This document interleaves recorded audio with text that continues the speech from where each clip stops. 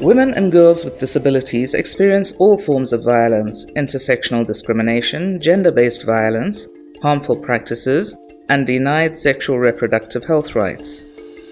Through the European Union-funded Spotlight initiative to eliminate all forms of violence against women and girls in Zimbabwe, the UNESCO Regional Office for Southern Africa is partnering with organizations of persons with disabilities to undertake community-based dialogues on sexual and gender-based violence and harmful practices which negatively affect women and girls with disabilities. Deaf Women Included, or DWI, Disabled Women's Support Organization, or DWSO, and National Association of Societies for the Care of the Handicapped, or NASCO, are the three partners who facilitated the dialogues with community leaders, local authorities, and organizations of persons with disabilities in the Spotlight districts within 4 provinces between March and June 2021. Traveling across the 4 provinces, we trace the story of Chennai, Ndaka, Rumbi, Faith, and others. In Jimba district, Chennai was sexually abused by her cousin every day for over 2 years and could not report as the cousin was supposed to be her protector, but became the perpetrator of her misery. He came and took me to my grandmother's toilet. I told him I have a baby, I have to go. Then he started putting on a condom. I was surprised by that. Then he raped me.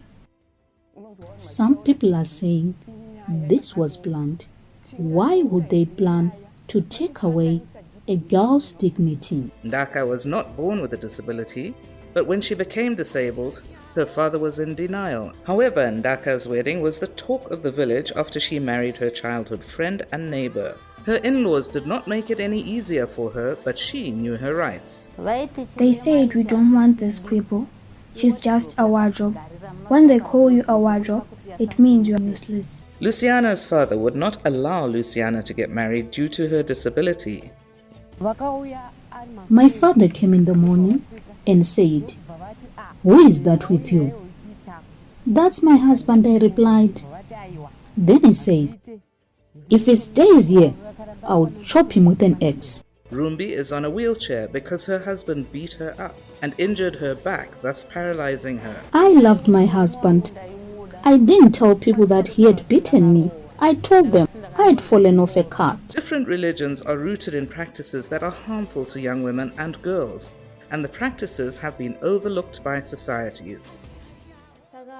As children, we were taken to a secret place to take part in certain rites.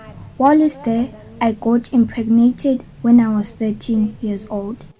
Shortly after her husband's death, Faith's in-laws took over her house, leaving her daughter and herself homeless. The only property they left me with is that fridge.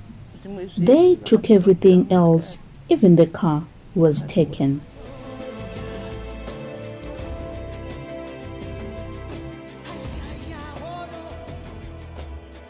Join us to put an end to gender-based violence against women and girls with disabilities.